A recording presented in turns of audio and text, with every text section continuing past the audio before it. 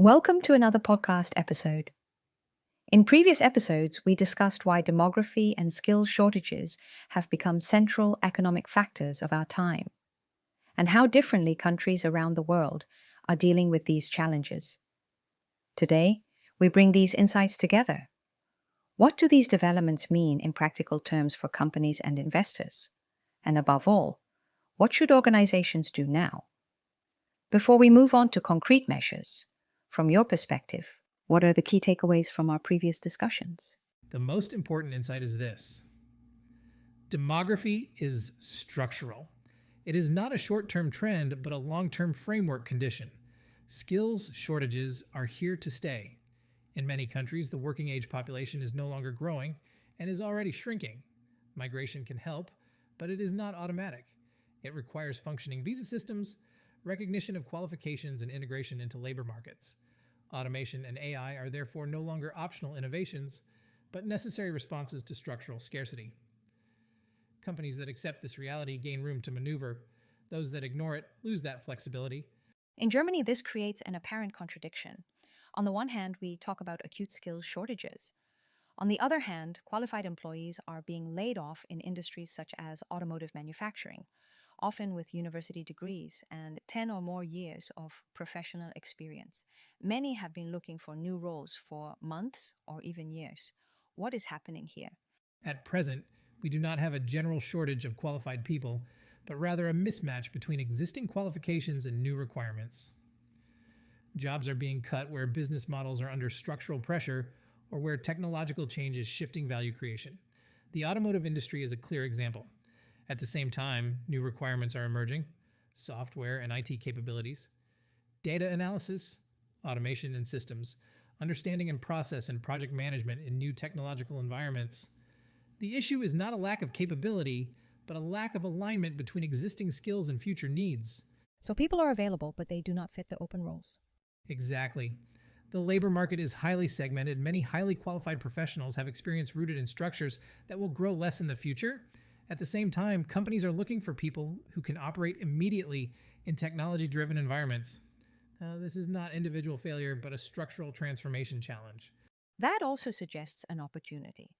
Many of these professionals are between 35 and 55 years old, experienced, loyal, and well educated. How can they be made future ready again quickly? This group is not obsolete. It is the core workforce cohort for the coming years. Being future ready does not mean that everyone must become a programmer or AI developer. What matters instead are digital core competencies, understanding of automated and data-driven processes, the ability to work with AI-supported systems, and transferring existing experience into new contexts. We talk a lot about upskilling and reskilling, but very concretely, where can companies train their employees? And what can someone do who has just been made redundant? First, an important clarification: public employment agencies often focus on rapid reintegration, for example, through CV coaching. That is useful, but it is not transformation. Real upskilling today usually happens through external, specialized providers, specifically Chambers of Commerce and Crafts, IHKS, and Chambers of Crafts, offering certified programs in process management, digitalization, and project work, and private training providers and tech academies offering practical programs in IT fundamentals, ERP systems, data analysis, automation, and applied AI, specifically designed for professionals with work experience. The goal is not new degrees, but labor market relevant additional qualifications. How is this funded?